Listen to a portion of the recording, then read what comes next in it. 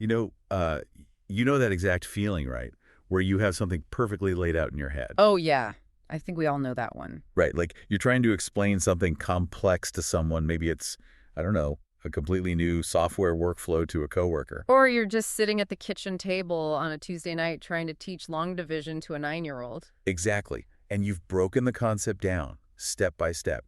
You are being like incredibly patient. You really are trying your best. You are. In your mind, it is an absolute masterpiece of an explanation. Your logic is flawless, and then you finish and you look up, waiting for that little spark of comprehension. And you just get a completely blank stare in This return. is the worst. You just get nothing. It is a universally agonizing moment. You can actually feel the oxygen leave the room. Yeah, you really can. And what makes it so painful is that the silence stretches out, and in that vacuum, we immediately start assigning blame. Which is exactly why we are doing a deep dive into that exact moment today. It's such an important topic. It really is. So we are pulling from an internal lesson script from a homeschooling curriculum called Empowered Homefront. Specifically, it's their Course 1 material. Right. The lesson is titled Switching Channels, the Key to Frustration-Free Teaching. Yeah, originally delivered by an instructor named Lori. But our mission here isn't just to talk about homeschooling. No, the applications are way broader than that. Exactly. We're going to use this material to uncover the exact psychological root of this communication breakdown. And we're going to debunk a massive educational myth that I guarantee almost all of us blindly believe. Oh, that part is going to shock some people. I know, it shocked me. And then we'll extract a scientific framework that guarantees better communication for you. Because whether you're managing a team of adults or wrangling a toddler, the mechanics of sharing information remain exactly the same. The mechanics are universal, but unfortunately, so are our flawed reactions. Yeah, that's the problem. When we encounter that blank stare, the human brain is remarkably predictable. We rarely question the medium we use to deliver the information. Right, we just assume the medium was fine. Exactly. Instead, we immediately jump to a series of very specific and entirely wrong conclusions about the people involved. I mean, when I get that blank stare, my immediate shameful instinct is to assume they just aren't listening to me. I assume it's, a lack of effort on their part. That is exactly the first assumption. We look at the learner and think, you just aren't trying hard enough. Yeah. But then when a few more minutes pass and it becomes clear they actually are trying, our brain jumps to a much darker second conclusion. Which is? We assume something is fundamentally wrong with their ability to comprehend. We label them as not smart enough, or we start hunting for some sort of cognitive deficit. Wow. And if we exhaust that, like if we know they are smart and we know they are trying, then the blame just boomerangs right back onto us. Exactly. The third conclusion is that internal realization of, well, I am just a terrible teacher. I'm not qualified to explain this. It's a heavy trio of assumptions, right? The learner is lazy, the learner is broken, or the teacher is a failure. Man, that's bleak. It is. And the tragedy is that these thoughts don't just stay internal. They fester. Yeah, you can feel it in the room. Right. This creates an environment where the kitchen table or the conference room literally becomes a battlefield. You start dreading the interaction, they start dreading it, and the whole experience is ruined by this heavy feeling of inadequacy. Which perfectly leads to what this material brilliantly calls the volume approach. Ah, yes. The volume approach. Because we've completely misdiagnosed the problem, our solution is terrible. The volume approach is basically the American tourist method of communication. That is such a good analogy. Right. It's the assumption that if I just speak my English louder and slower, eventually the local Parisian will just magically understand me. Which obviously doesn't work. Never works. But when the learner doesn't get it, we don't change our strategy. We just do more of the same. We explain the exact same concept again. Just slower. Slower. Louder. With like simpler words. Maybe we wave our hands a bit more aggressively, but it's the exact same channel, just cranked up to maximum intensity. The American tourist analogy is spot on because it highlights the absurdity of the mechanism. You aren't actually changing the language. No, not at all. You're just increasing the acoustic intensity. You're demanding that the other person's brain suddenly develop the ability to translate a foreign frequency just because you're shouting it at them. Right, which makes no sense. Cognitively, that is an impossible ask. So, okay, if those three conclusions, laziness, lack of ability, or bad teaching, are completely wrong, and if the volume approach is a guaranteed failure, what is actually happening in the neurological background when we get that blank stare? This is where we have to fundamentally shift our paradigm. We have to completely stop blaming ability and start interrogating the delivery channel. Okay, the delivery channel. Right. Think of it mechanically, like a radio broadcast. Imagine you are transmitting a pristine, high-definition signal on an AM frequency. Let's say it's a purely verbal, highly abstract explanation. Okay, I'm broadcasting on AM. But the person sitting across from you has their internal receiver currently tuned to an FM frequency. They are looking for visual cues or hands-on tactile input. Oh, I see. So the signal simply doesn't land. It just passes right through the room. Right. You could broadcast on that AM verbal channel 100 times, louder and slower, and it will never connect. Because the receiver isn't tuned to catch it. It's completely mismatched. Exactly. The problem isn't the brain, the effort, or your qualifications. It is a mechanical mismatch of the delivery channel. The material actually illustrates this beautifully with a case study. It's about the instructor, Lori, and her 2 kids, Kaylee and Tyler. This is a great example. It really is. So she's teaching both of them at the exact same table. Same house, same mom, same curriculum. Yeah. Now, Tyler had never attended a traditional school, and when she sat down to teach him, there was zero friction.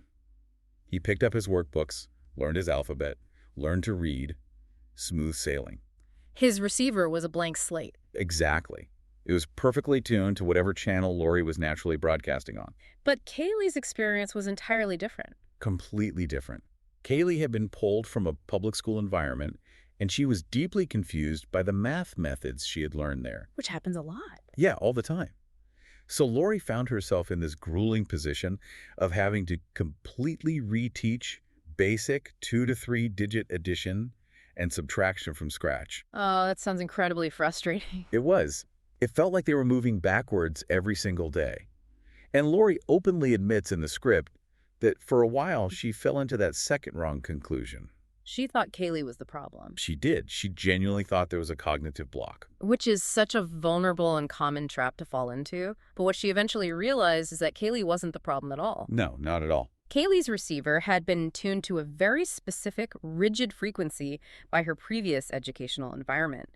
The single standard channel Lori was using to broadcast her new math lessons was just bouncing right off. The signal was scrambled. And the profound relief in that realization is incredible, right? Oh, It completely removes the personal blame. it really does. As a manager, a parent, or a coworker, you aren't a failure. And the person you're talking to isn't broken. It's just a mechanical error. It's a mismatched channel. It strips all the emotion out of the frustration. You stop thinking, why aren't you getting this? And you start thinking, which frequency do I need to switch to? Okay, but the moment we start talking about delivery channels and frequencies, I know exactly where my mind goes, and I'm sure it's where the listener's mind is going too. Let me guess.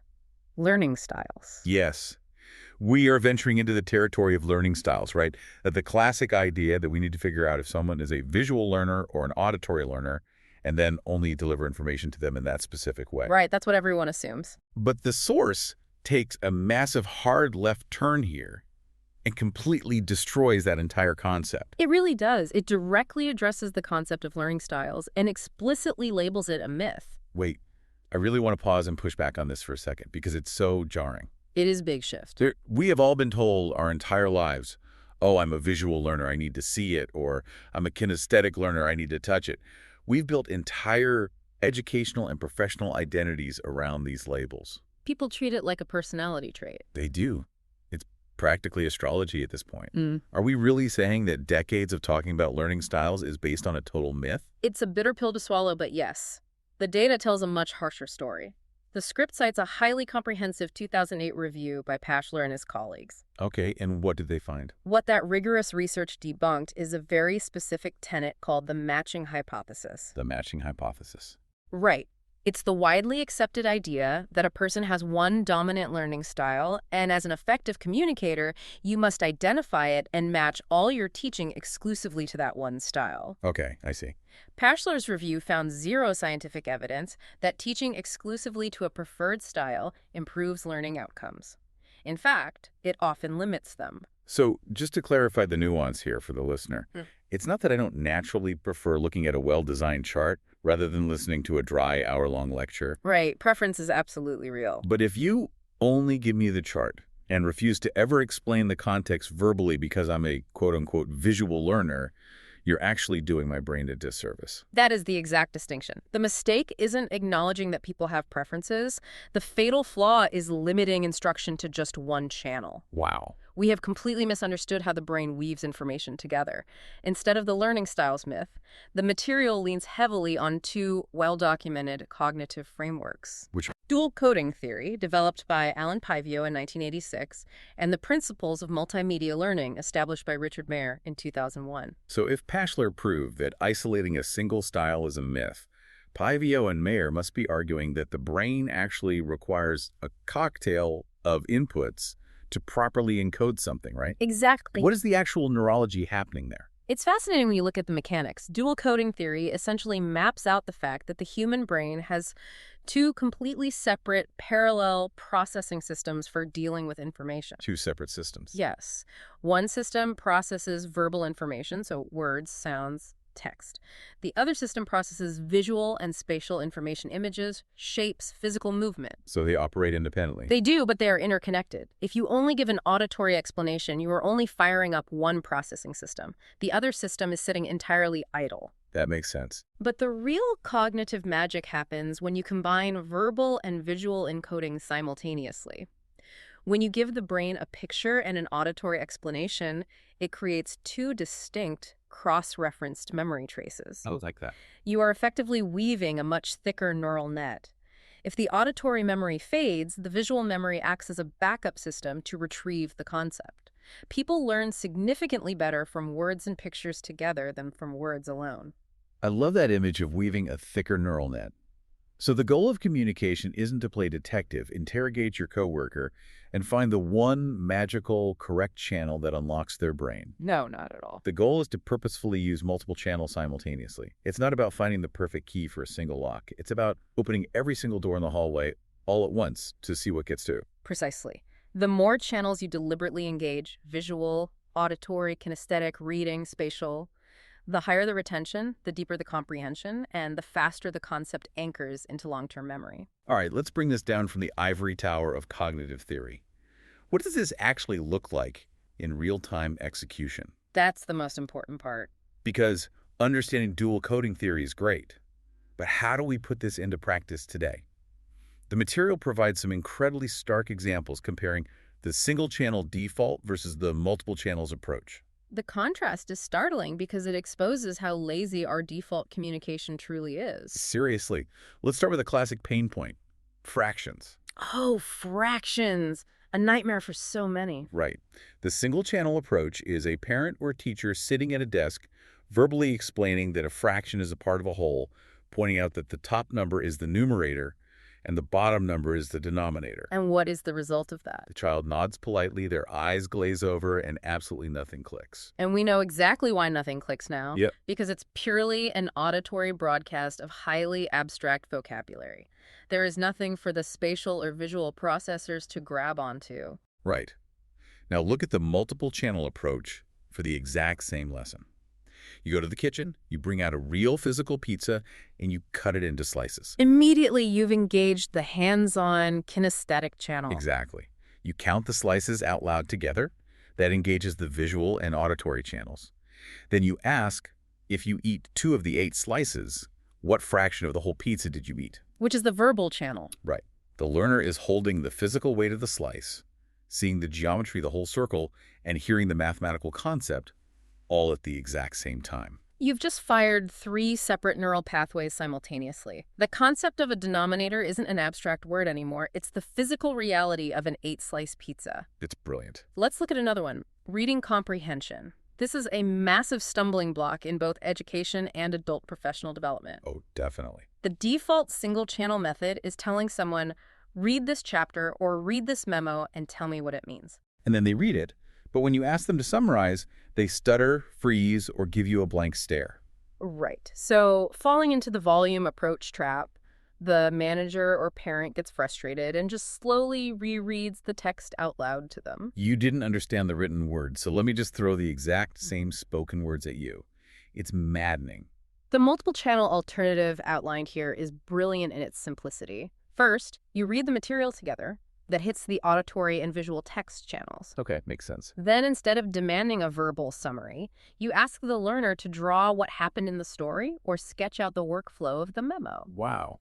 That immediately forces the brain to synthesize the information visually and kinesthetically. Finally, you have them explain their drawing to you, which produces a verbal output grounded in their own visual creation. And the really crucial insight here is that drawing bypasses the verbal bottleneck. Yes, exactly. Sometimes a person understands a concept perfectly, but they just lack the high-level vocabulary to articulate it verbally. The drawing itself acts as the comprehension check. If they can accurately draw the sequence of events, they get it. You don't need a multiple-choice quiz. Exactly. You are testing their comprehension, not their vocabulary. Yeah. And the same logic applies to history or, corporate case studies. Right. The single-channel trap is demanding someone memorize a sentence like, "The Revolutionary War started because of taxation," without representation. They might be able to parrot that string of sounds back to you today. But they will have completely forgotten it by Thursday because it never anchored to anything real. It's just acoustic data to them. But the multiple-channel version, you watch a quick 3-minute video clip, bam, visual and auditory input. Then you stand up and physically act it out. I love this version. You tell the child, "You are an angry colonist who worked all year, and I am the tax collector coming to take your money without asking." That is kinesthetic. It brings physical movement and, more importantly, human emotion into the encoding process. And emotion is a massive memory anchor. Huge. After acting it out, they sit down and write a single sentence about why the colonist was angry. Reading, writing, movement, sight, sound, and emotion all layered into a single 10-minute lesson. Which brings up the most common cynical objection to this entire framework. Oh, I bet I know what it is. When people hear, watch a video, act it out, write a sentence, their immediate reaction is, I don't have time for that. Using multiple channels takes way too much time. Yeah, I can totally hear the listener thinking, come on, acting out the Revolutionary War in my living room obviously takes longer than just making my kid memorize a flashcard. But the instructor emphasizes a vital operational reality. Using multiple channels does not require more time. Wait, really? Mm-hmm. How does it not take more time? It might feel slightly longer in the micro moment, but you have to look at the macro timeline. You are using the exact same amount of total time. You are just allocating it differently. I see. If you spend 5 minutes force-feeding a flashcard today, and then you have to reteach the entire concept on Thursday because it faded, and review it again on Friday before the test, you have wasted an enormous amount of time. That is so true. If you spend 12 minutes doing a multimodal immersive activity once, the neural net is woven so tightly that the retention is permanent. You save hours in the long run because you completely eliminate the cycle of endless reteaching. That makes total sense. We trade a slightly longer initial setup for permanent retention, and the material introduces another case study here to really drive this home. Yes, about Jackson. Right, focusing on Lori's youngest son, Jackson. Jackson is 9 years old, and he's still working on reading simple CVC words, those basic consonant-vowel-consonant words like cat or dog. And we need to pay close attention to how the script deliberately frames Jackson's situation. Yes, it is incredibly careful to state that this is not a cognitive deficit or a behavioral disorder. Jackson is simply a movement-based processor. That's just how his brain works. Exactly. If Lori tries the traditional method, forcing him to sit completely stationary at a wooden desk and just listen to her talk, she loses his focus in about 3 minutes flat. The blank stare activates. He disconnects, he fidgets, and he's gone. But if she changes the channel, if she allows him to stand up, or build a tower with physical blocks while they talk, or physically jump to different letters taped on the floor, he becomes a completely different kid. It's amazing. He is highly intelligent, deeply engaged, and mastering the exact same material. It's the exact same intellectual standard, just delivered on a frequency his brain is naturally tuned to receive. Right. By allowing him to move, she is occupying his motor cortex so that his cognitive centers can actually focus on the reading, rather than spending 100% of his mental energy just trying to suppress the urge to fidget. That's such a good way to frame it. Again, it is not a disorder. It is a biological processing reality. Which perfectly sets up this incredibly practical tool that we can all use immediately. The source calls it the teach-back method. Oh, this is a great tool. Up until now, we've talked about firing multiple channels to get the information in. But the teach-back is about how you force the information to come out. Right. The teach back is exactly what it sounds like. asking the learner to explain the concept back to you in their own words. So simple. But the profound insight here is that this isn't just a sneaky way to give them a pop quiz to see if they were paying attention. The act of teaching it back is actually a vital, active part of the biological learning process itself. So how does forcing output actually build memory? Because it demands translation. Translation. Yeah. Right. When you ask someone to explain a concept back to you, it forces them to use a completely different neural pathway than the one they use to passively receive the information. Okay, give me an example. Let's say they just watched you visually demonstrate a complex software process on a screen. If they then have to verbally articulate the steps back to you, their brain has to take that visual data, process it, and translate it into verbal output. Oh, wow. The script describes this as taking a second pass through a new pathway. Let me try a metaphor here. It's not just walking down a path. It's like driving a massive, heavy steamroller down a freshly paved road, but doing it in the opposite direction. I like that. You're packing down the asphalt from a completely new angle. By translating visual input into verbal output, you are guaranteeing that the road is permanent. It won't wash away in the rain tomorrow. That is an excellent way to visualize it. The translation process cements the knowledge into the architecture of the brain. So we've covered the frustration trap of the blank stare. We've recognized the absurdity of the volume approach. Right. We've explored the cognitive science of weaving a multi-channel neural net, and we've seen some real-world applications. To bring this all together, the source leaves us with a concept that it frames as the ultimate sacrifice. Yes. And it is a requirement for anyone who wants to be an effective communicator. This is perhaps the deepest and most uncomfortable psychological insight in the entire material. The sacrifice is this. You have to let go of the stubborn, ego-driven belief that your clarity equals their understanding. It is a massive blow to the ego of anyone who prides themselves on being articulate. It really is. Think about why we resist this. As the person doing the explaining, we naturally tie our own intellect to our verbal articulation. We think, I used the perfect words. Exactly. My logic was an impenetrable fortress. Therefore, you must understand it. And if you don't, it's your fault. We equate the high quality of our verbal broadcast with an absolute guarantee of their comprehension. But the science of dual coding and delivery channels is explicitly demanding that we let that pride go. You have to accept that sometimes the most articulate, crystal-clear verbal explanation in the history of the world will fail completely and utterly. Simply because it was broadcast on a single mismatched channel. Exactly. The problem was never your intellect, and the problem was never the learner's capability. The problem was the medium itself. It was a mechanical failure of the channel. The moment you truly internalize that, the frustration just evaporates. You stop assigning blame, you stop taking the blank stare personally, and you immediately start adjusting your frequency. The material we looked at today focuses heavily on homeschooling and children, but I want you, the listener, to think about your own adult life for a second. Apply this exact framework to your workplace, your marriage, or your friendships. It applies everywhere. How many arguments with your spouse or ongoing miscommunications with your boss are happening right now simply because you are trapped in the volume approach? Probably a lot. You keep trying to explain your viewpoint clearer, louder, and more often, relying entirely on a single verbal channel, when all you really need to do is switch the delivery method. Think about what would actually happen if you used multiple channels in your next high-stakes meeting or difficult personal conversation. What if you drew a diagram instead of sending yet another multi-paragraph email? Or what if you walk through a physical space together instead of sitting rigidly across a conference table? It changes the entire dynamic of human interaction.